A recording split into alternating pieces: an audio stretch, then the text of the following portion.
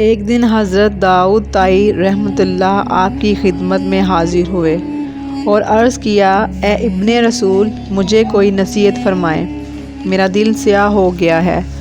آپ نے فرمایا، اے ابو سلیمان، تم تو اپنے عہد کے مشہور زاہد ہو، تمہیں میری نصیحت کی کوئی ضرورت نہیں۔ حضرت داؤد طائی رحمۃ اللہ نے دوبارہ عرض کیا، اے فرزند رسول صلی اللہ علیہ وآلہ وسلم، آپ کو ساری مخلوق پر فضیلت حاصل ہے اور آپ پر سب کو نصیحت فرمانا واجب ہے۔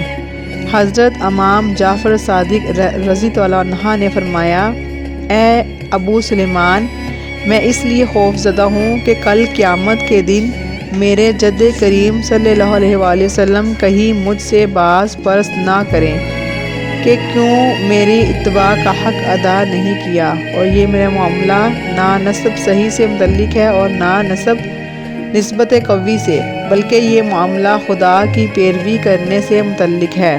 یہ سن کر حضرت داؤد طائی عبیدہ ہو گئے اور کہنے لگے، اے خدا، جس شخص کا ضمیر ہی نبوت کے پانی سے ہے اور جس کی طبعی نشوونما ہی اپنے جدید کریم صلی اللہ علیہ وآلہ وسلم کے برہان و حجت کے اصول سے ہے، جس کی مادر مکرمہ بطول رضی اللہ عنہا ہے اور جس کا اسم گرامی بی بی فاطمہ رضی اللہ عنہا ہے، وہی جب بذات خود حیرانی و پریشانی میں ہے تو داؤد کس گنتی میں ہے؟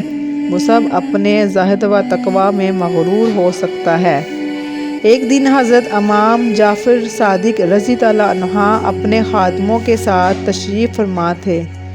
آپ نے فرمایا، آؤ تم سب مجھ سے بیعت و عہد کرو کہ تم میں سے کوئی بھی جب ہم میں سے راستگاری پائے وہ قیامت کے دن میری شفاعت کرے۔ سب عرض کرنے لگے، اے ابن رسول صلی اللہ علیہ وآلہ وسلم، آپ کو ہماری شفاعت کی کیا ضرورت ہے؟ آپ کے جد کریم صلی اللہ علیہ وآلہ وسلم تو خود ساری مخلوق کے شفیع ہوں گے۔